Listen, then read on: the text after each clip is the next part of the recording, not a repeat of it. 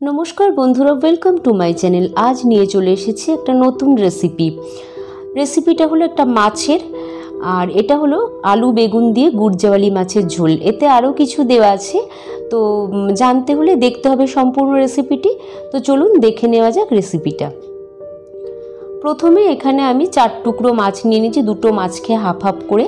और एखाने निয়েছি सर्षे पोस्त, এটা সাদা সরষে আর কালো সরষে আর পোস্ত আছে, আর এখানে আছে কাঁচা লঙ্কা। তিনটেকে একসাথে পেস্ট করে নেব। এখানে লম্বা লম্বা করে আলু আর বেগুন আমি কেটে নিয়েছি। তো এবারে আমি কড়াইতে সরষের তেল দিয়ে দিয়েছি। দেখুন তেলটা গরম হয়ে যেতে আমি মাছগুলো এবারে আস্তে আস্তে ভেজে নেব। তো এরকমভাবে কড়া তেলে মোটামুটি মাছগুলো দিয়ে আমি এপিট ওপিট করে মাছগুলো একটু লালচে করে ভেজে নামিয়ে দেবো। তো দেখুন এপিটটা হয়ে গেছে, আমি উল্টে দিচ্ছি। এইরকমভাবে মাছগুলো ভেজে আমি তুলে নিলাম। এরপরে এতে দিয়ে দিলাম সাদা সরষে আর অল্প একটু কালো জিরে ফোড়ন, কালো জিরে। তারপরে আমি বেগুনগুলোকে আগে ভেজে তুলে নেব। তেলে ফোড়ন দেওয়ার আগে আপনারা বেগুন ভেজে তুলে রাখতে পারেন। আমি ফোড়নটা দিয়ে নিয়েছি, তারপরে বেগুনগুলো দিয়েছি।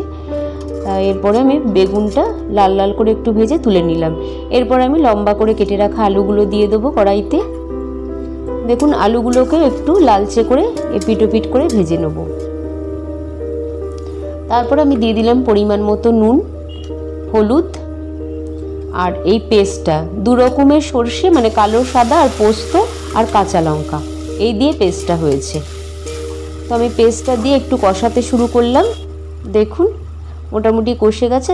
অল্প চিনি দিলাম স্বাদ অনুযায়ী। তারপরে আমি বাটিতে মশলাটা যেটুকু ছিল তার মধ্যে জল দিয়ে ওই মশলা ধোয়া জলটা দিয়ে দিলাম। দিয়ে এরপরে আমি আরেকটু উষ্ণ জল দিয়ে ঝোলটা ফোটার জন্য চাপা দিয়ে দিলাম। তো দেখুন কিছুক্ষণ পরে আমি খুলে দেখব যে দেখুন আমার মোটামুটি ফুটে উঠেছে আর আলুগুলো একটু সিদ্ধ হয়ে গেছে। সেই আর অল্প একটু বাকি ছিল, সেই জন্য আমি আরেকটুখানি ঢাকা চাপা দিয়ে এটা করছি। এইবারে আলুগুলো পুরোপুরি সিদ্ধ হয়ে গেছে। তারপরে আমি মাছটা আর বেগুনটা দিয়ে দেবো। বেগুনটা তো আগে দেওয়া যাবে না, তাহলে পুরো গলে যাবে একদম। মাছ আর বেগুন এবারে আমি দিয়ে দিলাম,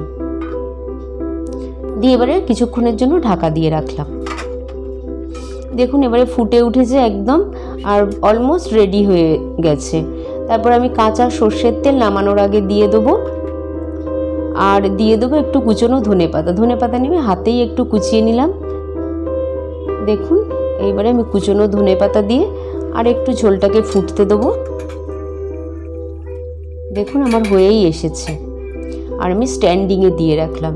তো ব্যাস রেডি হয়ে গেল আমার আলু বেগুন আর সর্ষে পোস্ত বাটা দিয়ে গুড়জাওয়ালি মাছের ঝোল। তো আপনারা এই রেসিপিটা অবশ্যই সম্পূর্ণ দেখে বাড়িতে ট্রাই করবেন, দেখবেন গরম ভাতের সাথে দারুণ লাগবে। আর আমার চ্যানেলটাকে কিন্তু সাবস্ক্রাইব করতে একদমই ভুলবেন না, সাথে লাইক কমেন্ট শেয়ারও করে দেবেন বন্ধুরা। আজ এই অবধি, টাটা।